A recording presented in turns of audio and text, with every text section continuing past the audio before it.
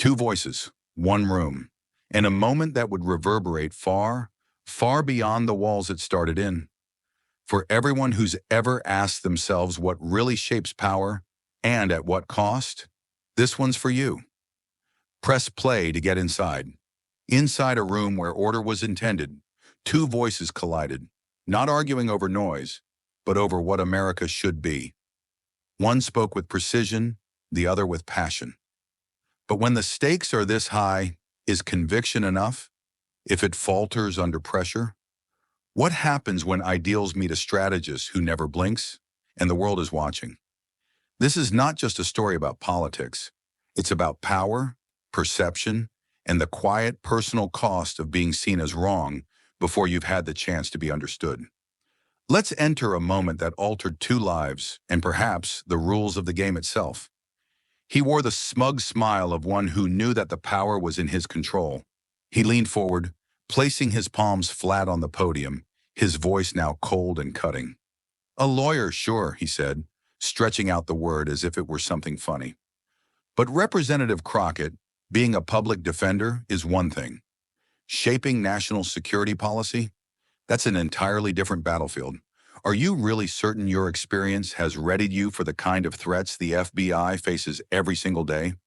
He held the question for a moment, long enough to hurt, then inserted a sly jab. Or perhaps you're good at working up controversy on Twitter, where a hashtag hides a lack of real understanding. The room exploded. Applause shook from Trump backers. Right-wing journalists were already hammering away at their keyboards, waiting to capture every word Patel had tossed out. On social media, meanwhile, a big account had already fired off a post that was going viral. Kash Patel just destroyed Crockett. Crockett attempted to remain calm, but her fists tensed. Her gaze combed the room, seeking a friendly face, encouragement, reassurance, but encountered chiefly blank expressions or casual interest. One of her other representatives shot her a discreet headshake, a silent message. "Change your strategy." She stood to address them again, her voice tinged with desperation now. "Mr. Patel, I'm not here to play hashtag games," she stated firmly. "I'm here to stand up for the people the system tends to forget, the ones your FBI appears to forget. I've witnessed how the law gets bent, twisted, and I refuse to be quiet while you make it into yet another political tool." Her tone was firm, and it fell with some force. But when she put a little too much weight on you, her anger seeped out. The room could sense it. Her anger was beginning to surface. And Patel? He caught it, immediately. Patel leaned his head slightly to the side as if considering her words.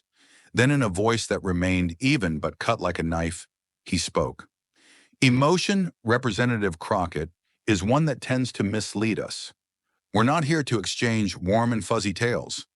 We're here to address real issues with facts and reason." He paused, then directed his answer at her individually. "If we're discussing twisting the law, perhaps you need to go back and look at your own social media Twitter postings. You've labeled law enforcement hostile. So tell me, can we trust someone who holds such a perspective to assist in overseeing the FBI?" His eyes then cut straight into the camera, holding steady for just long enough to address not only the room, but all of us viewing in our living rooms. Crockett lowered herself slowly. This time her face betrayed her. She was fidgety. Somebody close to her leaned over to whisper something in her ear, but she could only manage a timid nod, trying her best to keep her agitation in check. Meanwhile, Patel stood imposingly behind the podium.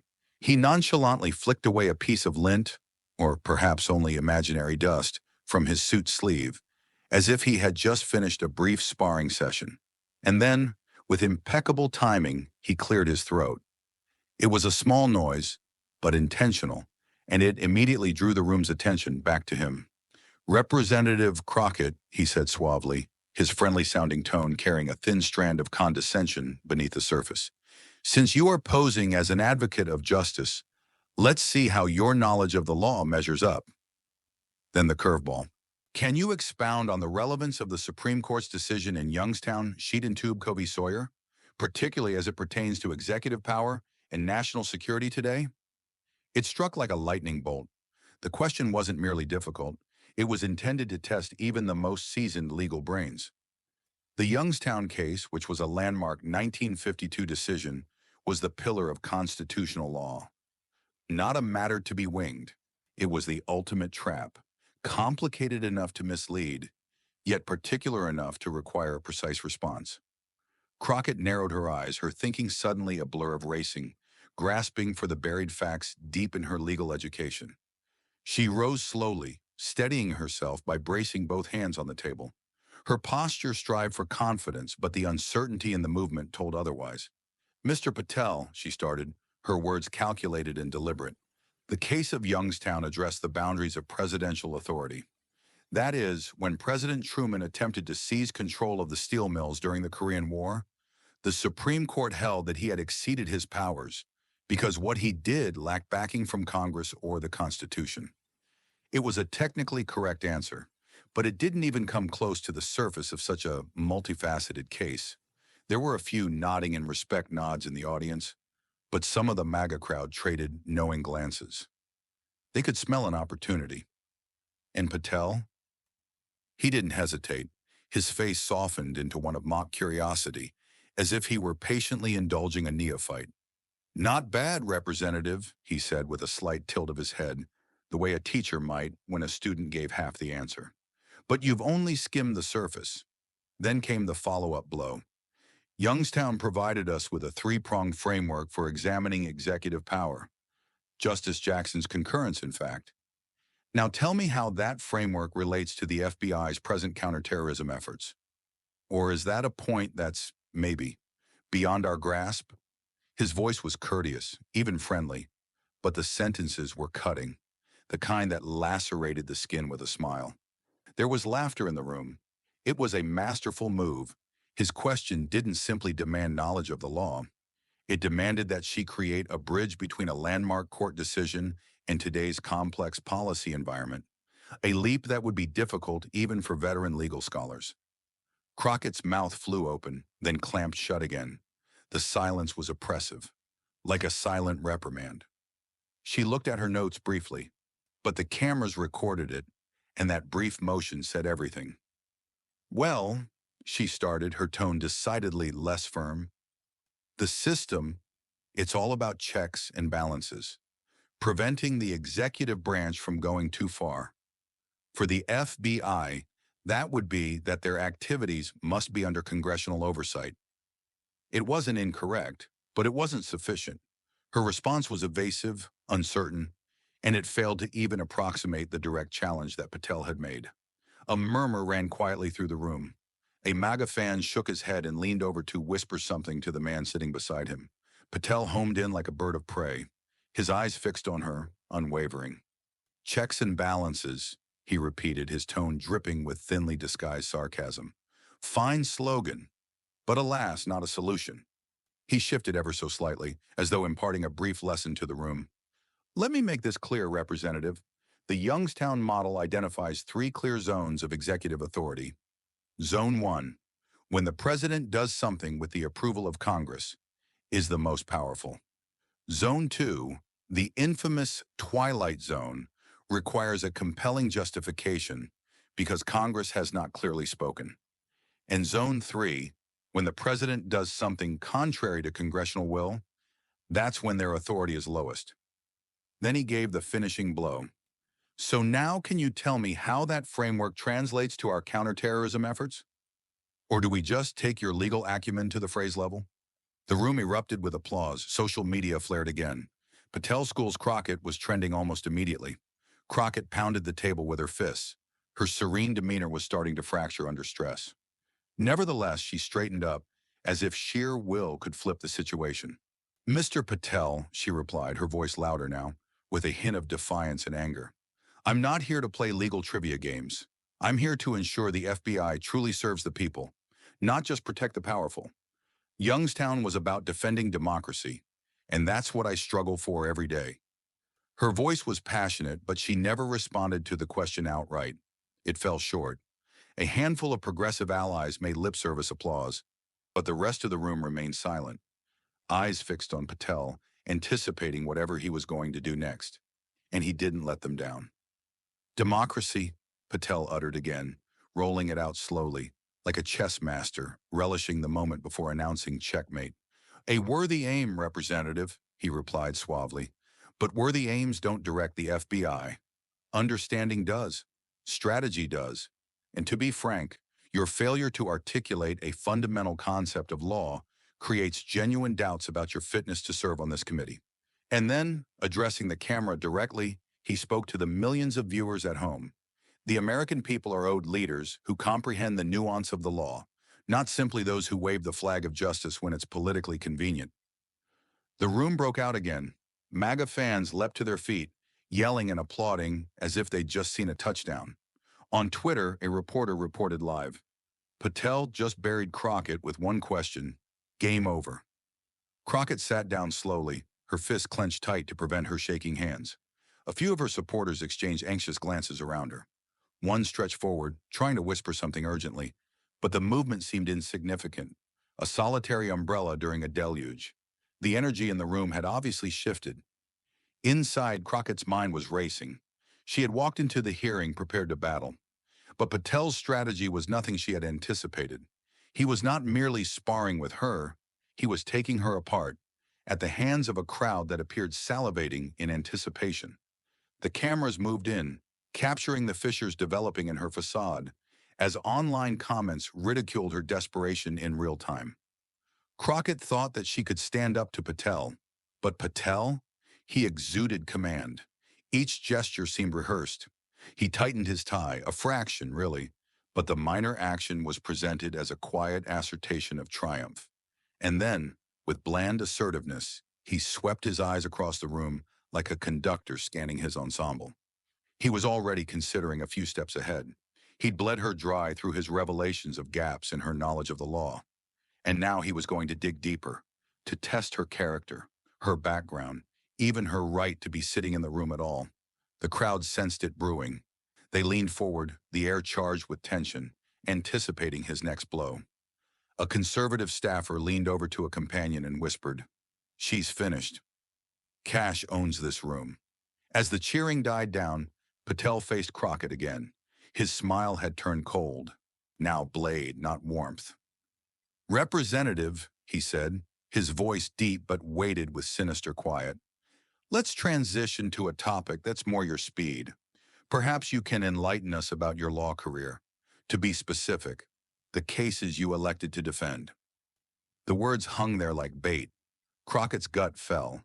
She'd seen where this was headed, and for the first time that morning, the full weight of Patel's plan was bearing down on her chest. The mood in the room had shifted. It was no longer a hearing, it was an arena. The bright glare of the studio lights put Patel in hard relief behind his podium, his eyes hard, his presence authoritative. He leaned forward, his attention narrowing to her. When he spoke again, his voice was smooth and courteous, but each syllable had a sharp edge. "Representative Crockett," he stated, "I deeply respect your zeal for championing the voiceless. But let me ask you, when you stood with those charged with crimes, thieves, violent perpetrators, was it about justice, or was it actually just a publicity stunt?" The question was wrapped in politeness, but it was a slap at Crockett's history, a deliberate attempt to turn her work as a public defender into something suspicious. The room was agitated with grumblings. Some of Patel's supporters nodded as if he had just uttered an unpleasant truth out loud. Crockett rose to her feet once more, struggling to get a grip. Her eyes swept the room, searching for even a glimmer of solidarity. "Mr. Patel," she replied, her voice now sharp and clear with a stinging edge of defiance, "as a public defender, I represented those who had no one. I worked to ensure they got a fair trial, weren't run over by a system because they happened to be poor or powerless. That's justice, not showboating, not drama, just fairness." Her words had heat and passion, but whether or not it would move the room, she couldn't yet say. Her words had actual fire, but the same fervor created a gap in her defenses. The emphasis on actual justice made it clear just how emotionally charged she was. Some Democratic colleagues provided half-hearted applause, but it was sparse, quickly overpowered by the whispered jeers from Patel's side. Patel acted without hesitation. He tilted his head slightly like a teacher correcting a misguided student and delivered his next line in a voice that was calm but cutting. Real justice, he repeated, with a faint smile that didn't quite reach his eyes. Admirable, Representative, but allow me to offer something more specific. He paused, then delivered the blow with precision. In 2018, you represented a man in a case of domestic violence in Texas. According to the court records, he recidivated within months of his release. Would that choice be justice, or would it have put your community in more jeopardy? The question landed like a blow. It had been crafted with care, aimed to unveil Crockett's weak spot, not only as a legal intellect, but as an individual who had made decisions with tangible repercussions. The room was silent. Everyone stared at her, anticipating her reaction. Crockett breathed deep and stood up, attempting to remain calm. Mr. Patel, she said, her voice a little shaky but firming up with each sentence. Every case I accepted was about defending the right to a fair trial. I don't dictate what a client does after they've been released, but I do believe in second chances. That's what our legal system is founded on. Her response was sincere, genuine, but against someone like Patel, it didn't carry the impact she required. He had anticipated an answer like that, and the room could sense it. There was a subtle whisper carried through the crowd. A MAGA supporter in one corner made a loud enough under-the-breath remark, "She's going to be defending criminals." Patel seized the moment and smiled, a slow, icy curve of the lip. Principles, he repeated, this time with a hint of sarcasm in his voice. Representative, principles don't shield mothers, fathers, or children from the consequences of those decisions. When I was a prosecutor, Patel went on to say smoothly, I prioritized community safety. But apparently you opted for noble ideals at the expense of the tough realities real Americans face daily. He moved his eyes away from the audience, speaking quietly enough to make it sound like he was sharing something confidential with them. I ask you, do your voters know that you decided to side with those who put them at risk rather than standing up for them? The chamber erupted. Cheers and applause rolled over the Trump-supporting audience like a wave over the body of the chamber. Crockett returned to her seat. Her normally tight, controlled features now exhibited unambiguous panic. She began to form a response in her mouth, but Patel held up one hand, not sternly, only in control. The point was clear. Don't waste it. Representative, he told him, his voice firm but cutting thin, I have no question about your good intentions, but good intentions aren't going to get this country through the national security challenges we face. The American people require leaders who prioritize their safety over feel-good ideals. The language, though veiled in politeness, hit like a sledge. He wasn't merely criticizing her policies. He was criticizing her ability to govern. And he did it in a reasonable-sounding, almost concerned tone. The reaction that followed was deafening, louder, longer, more passionate than earlier. Some of them stood up, shouting his name. Patel! Patel! A right-wing reporter frantically typed, her tweet already trending. Patel just weaponized Crockett's history. She's done. At the table, Crockett bowed her head. Her fists were balled so tightly that her knuckles were white. A Democratic colleague beside her leaned over and put a hand on her shoulder, silently comforting her. But his face was taut, too, his eyes brimming with concern. Within, Crockett's confidence shook. She had prepared for a debate. But this was not a debate. He wasn't arguing anymore. He was methodically taking her apart, one step, one blow at a time, while millions of people watched. And opposite him, Kash Patel stood like an impenetrable fortress. He adjusted his stance ever so slightly, surveying the room with the quiet assurance of a man who already foresaw the checkmate coming up. He had rocked Jasmine Crockett's foundation, no question, but he wasn't done. Not yet. Now he was targeting her public comments, her incendiary comments about Elon Musk and Dogecoin. It was a gamble guaranteed to inflame controversy and, he estimated, shed additional support. The crowd sensed it coming. A hum spread through the room like press storm electricity. One of Trump's conservative aides leaned over another one and said, "She's going to be knocked out totally." When the final wave of clapping faded away, Patel focused his entire attention again on Crockett. His expression had altered. It was no longer just a challenge. Now it was an unspoken declaration, that he had already emerged victorious. "Representative," he told him, his voice low and firm as rock, "why don't we examine more closely your public statements, particularly the ones regarding programs that determine the future of this nation? For example," he let the pause draw out, "you referred to the Department of Government Efficiency as a scam. Would you care to explain that to the people of the United States?" It was a setup, carefully constructed. And as soon as the question hit, Crockett felt it like a blow to the stomach. The lights overhead reflected off Patel, putting him in sharp, near-dramatic focus, while Crockett, just the opposite, faded into the background. The applause from Patel's fans still hung in the air, as though reverberating his increasing ascendancy. Crockett sat stiff. Her fists were clenched so tightly her knuckles were white. She was trying desperately to maintain an impassive face, but her eyes betrayed her. There, below the surface, was the glimmer of panic. The cameras rolled in, capturing every blink, every pause. She swallowed hard. Tell, observing, seemed more incisive than ever. He was poised to strike the blow that would not merely shake her, but shatter her on live television national broadcast. "Billionaires," he echoed, the very word a revelation. He faced the audience slightly, engaging them with measured pace. "Representative, it appears you take pleasure in singling out those who create employment, lead innovation, and, plainly, bear the economic burden of this country forward." He paused, allowing his words to hang like a drape of judgment.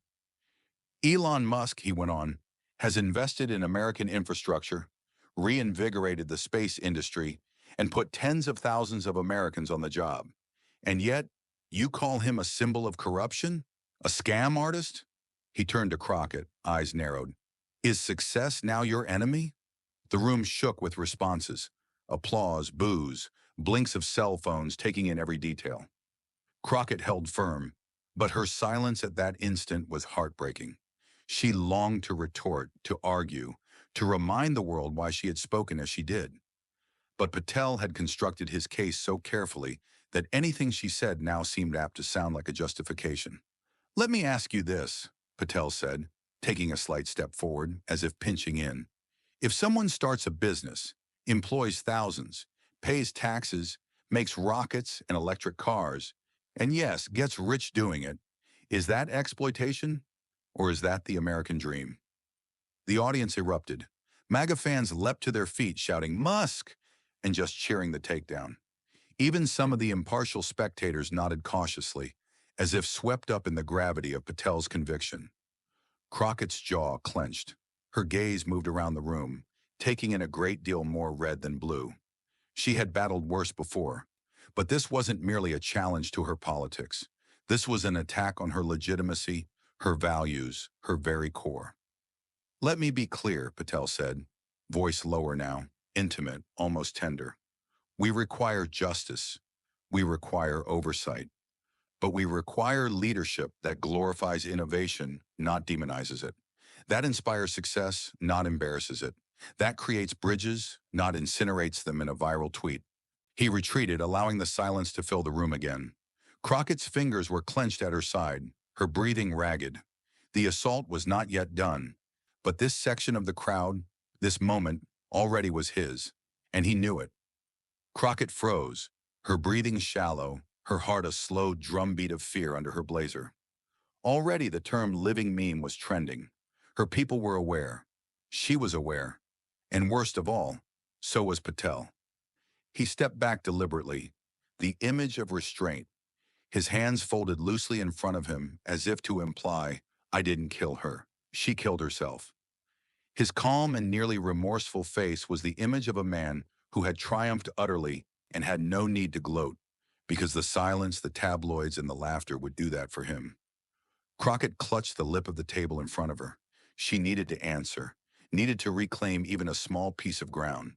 But the ground beneath her seemed less wood and more sand, eroding with every phrase spoken against her. "Repairing the system?" she replied, voice husky, attempting to find her center. "You're not repairing it. You're painting over it. You slice with one hand and label it healing with the other.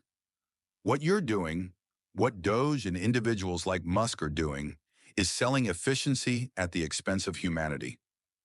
Her lines hit with power, But they came too late. The rhythm was already lost. The crowd, now whipped into party hysteria, wasn't listening for substance. They were anticipating the next demolition line. Patel didn't miss a beat. He moved slightly forward, his stance assertive but non-threatening, like a teacher talking to a wayward student. Humanity, he said softly, it's not about keeping broken bureaucracies going. It's about results. It's about effect. And effect, he faced the cameras, is calculated by what works, not what looks good on a protest sign. That was all. The coup de grace. The crowd surged once more, standing ovation, chants, hashtags exploding across all screens. Patel had the room, the story, and the optics. Crockett returned to her seat, her shoulders slumped not in weakness, but from the crushing burden of being publicly taken apart.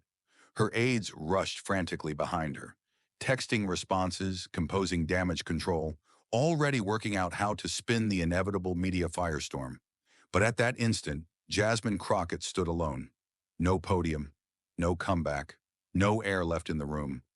Just Patel, smoothing out his jacket with surgical nicety, already getting ready for the next adversary. The hearing room, which had been a battleground, now seemed a coliseum, and the audience had picked its champion. Crockett's silence was louder than any speech ever could have been.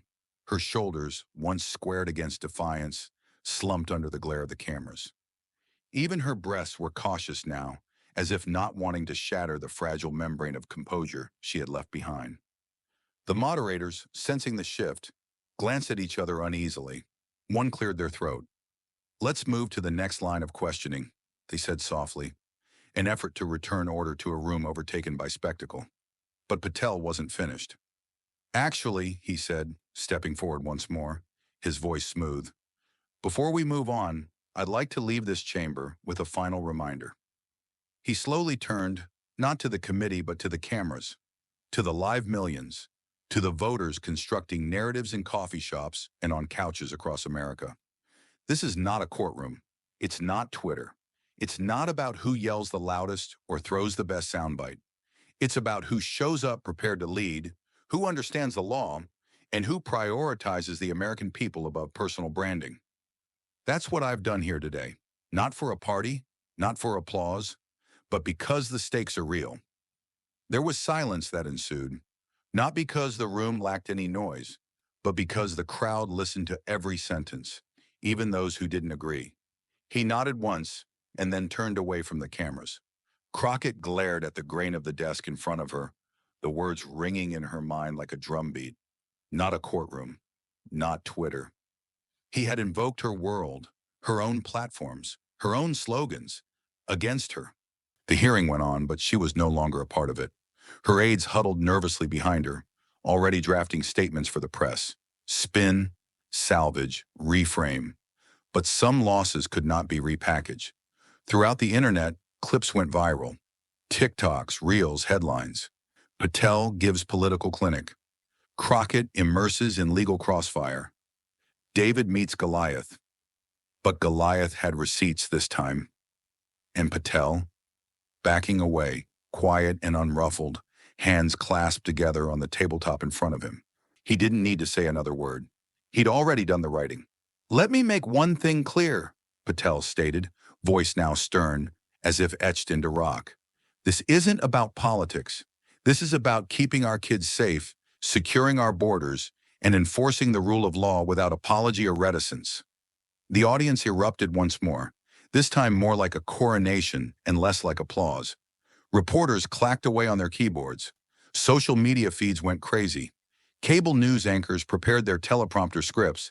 FBI Director Hans House, Democrat scathing rebuke in viral hearing.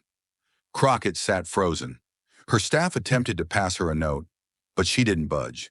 It wasn't political spanking. This was intimate. Her ideals, her record, her integrity, all became things to be used against her, and were so in the most public possible fashion. Nearby, another congresswoman leaned over to her staff and whispered, "That wasn't a hearing. That was an execution." Patel, on the other hand, went back to his chair with the serene confidence of a man who had just completed writing a chapter in political history. He didn't rub it in. He didn't grin. He didn't need to. Rather, he inclined slightly toward his microphone and, with one last look at the bewildered panel, supplied a closing shot that would soon be seen on headlines nationwide. If we can't defend truth in this room, we can't defend freedom outside this room. Click. The microphone was cut off. The room was quiet. For one static-filled second, no one moved. Then the chairman announced a recess. But the noise of his voice was drowned out by the media swarm rushing at Patel. Camera flashes went off. Microphones pushed forward. Director Patel, should Crockett resign, do you think? Was this White House coordinated? What happens next for your office? Patel waved one hand up in acknowledgement, but said nothing. He didn't have to. The photo spoke volumes. Kash Patel, surrounded by waving flags and deafening supporters, a man who had not only won a hearing, but redefined the national dialogue in one day. Behind him, the aides of Crockett worked silently to assist her in gathering her belongings. Her hands shook slightly. She stood up straight, adjusted her blazer, and took the side door out. Her face inscrutable, her future in doubt. Without her, the cameras covered only a single story now, and it bore Patel's name all over it. "I'm not here to hurt anyone," Patel declared, his tone now suffused with pretended humility. "I'm here to lead, with clarity, not confusion, with results, not rhetoric." His voice softened, precisely calibrated to convey magnanimity after conquest. To the crowd, it was the voice of authority laced with grace. To Crockett, it was the final turn of the knife. The crowd answered in unison, their chant now rhythmic. "Patel! Patel! Patel!" In the background, a network chyron ticked up. "Breaking, Patel takes over, fiery hearing, becomes conservative force to be reckoned with." Crockett remained unmoving. Her shoulders drooped, the flame in her eyes long burned out. The few remaining Democrats in the room had looks of stunned horror, not only at the defeat, but at the fact that they had marched into a skillfully set trap. "History will judge us by how we respond in moments like this," Patel declared, leaving the podium as if stepping off a pedestal. "We can continue down a path of excuses, division, and blame, or we can rise together, united by courage and common sense." The ovation hit its crescendo. Journalists flooded to record the moment. Phones were held up, content was cut and posted at light speed. "Patel dominates" and "America First" now both trended in minutes. Patel greeted supporters with a handshake and lingered for a moment in front of the cameras, giving a rehearsed humble nod. Not a word more. He knew the picture would be worth 1,000 words. Crockett stood at last. Her knees buckled for a moment before she regained her balance. She was given a phone that was already full of notifications and breaking news alerts. She didn't glance. She merely whispered, "Let's go," and strode quickly towards the door. Down in the hallway outside the hearing room, there was a reporter shouting after her, "Representative Crockett, do you have a statement about Director Patel's remarks?" She didn't turn.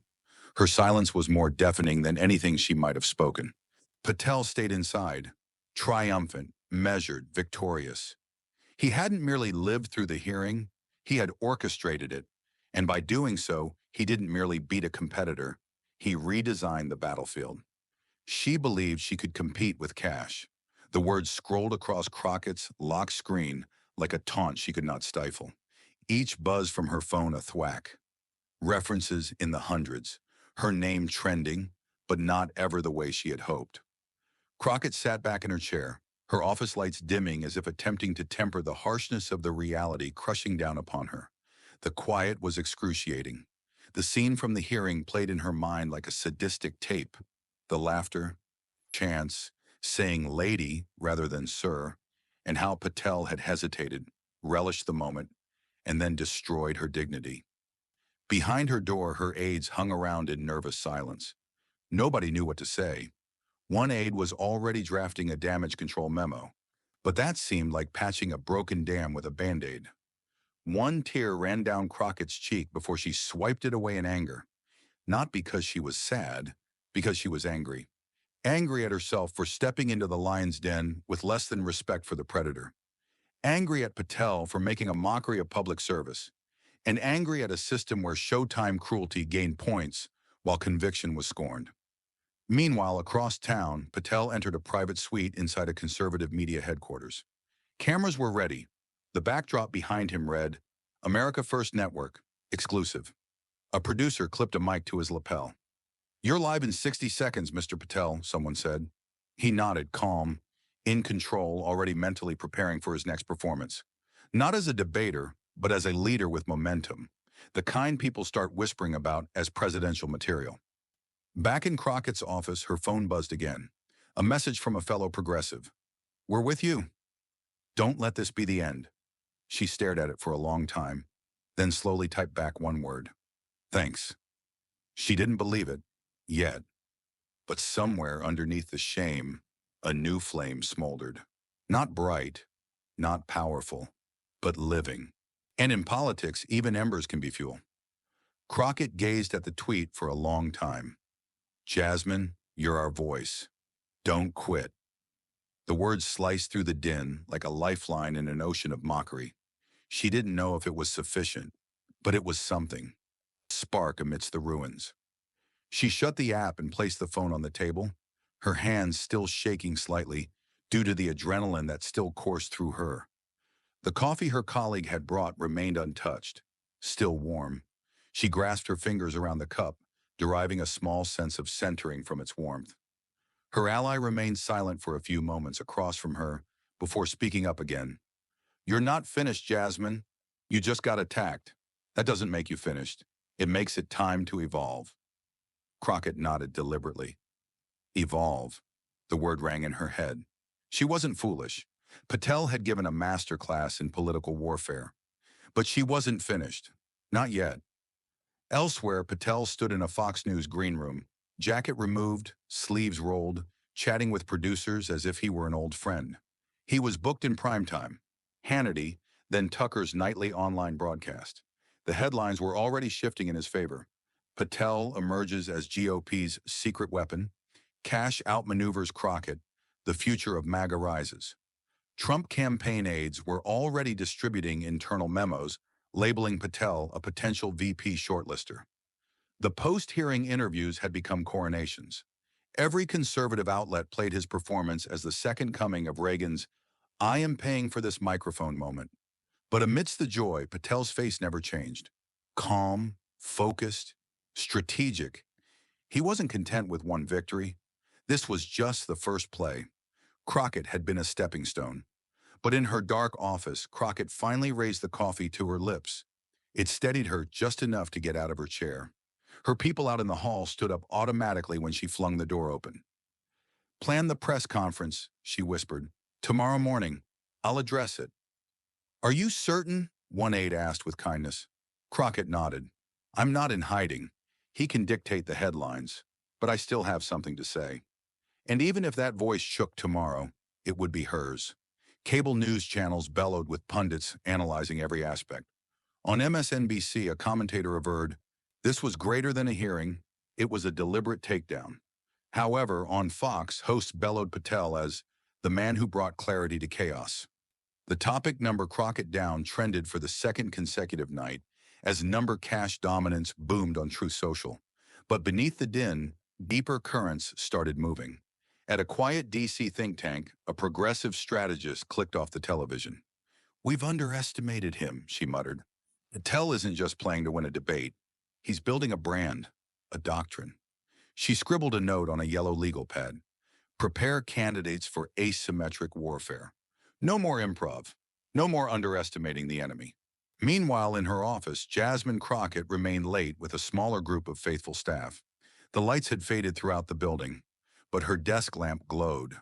They were already extracting transcripts, strategizing a narrative reboot, delving into Patel's history. One aide counseled softly, "You don't have to react straight away. Let the storm pass." Crockett shook her head. "That's what they want. I might have been knocked down, but I'm still sitting here, and I'm going to remind them why." Elsewhere, in a private house on the fringes of D.C., Patel was briefing with top Trump staff over a subdued scotch. Maps, memos, and donor data were displayed on a private screen. One advisor leaned in. "We push now. Ride this wave. You've proven you can lead with teeth. That's what voters want. Patel nodded slightly. I didn't come this far to play nice. What's next? Someone asked. Target Senate Judiciary, then the DOJ. We clean house and remake the system. He said it without hubris, only tactics. To him, Crockett was merely the beginning. Others would follow. At midnight in the Capitol, two politicians sat in separate rooms, both awake. One with a heart still sore, but eyes fixed on redemption. The other, unruffled, strategic, already pushing the chessboard ahead. The following day's cover line in The Atlantic was, "The Battle of Ideals versus Execution, What the Patel-Crockett Showdown Tells Us About America's Future." And under it, a sobering subhead, "In a post-truth era, who prevails, passion or precision? Do you want to proceed with Crockett's bid for a comeback speech, or explore more of Trump's inner circle Patel's next move?" The screen dissolved into a stylish black outro graphic, the pulsing red, white, and blue logo of an emerging political YouTube channel. At the bottom, the ticker rolled. New Patel's FBI strategy memo, leaked tomorrow at 8 p.m. Eastern Time. Don't miss it. Over swelling orchestral music, a distracting voiceover interjected. In the game of American power, it's not necessarily the loudest who prevail, but the most acute. Kash Patel showed how precision, patience, and preparation can turn the page in one afternoon. Crockett's intensity was genuine, but unrefined. And in today's merciless glare, unrefined passions are handicaps. As the music swelled, stills flashed on screen, Patel standing at the podium, calm and intense. Crockett, seated, brow furrowed, head down. This was not a hearing, it was a masterclass. If you're sitting here watching this, take note. In debates, in politics, in life, facts are your armor. Strategy is your sword. Control is your power. The outro went dark before the last line was shown in bold. Adapt or be defeated. And then, one final call to action. Like, subscribe, share, turn on notifications so you never miss a takedown, and then silence.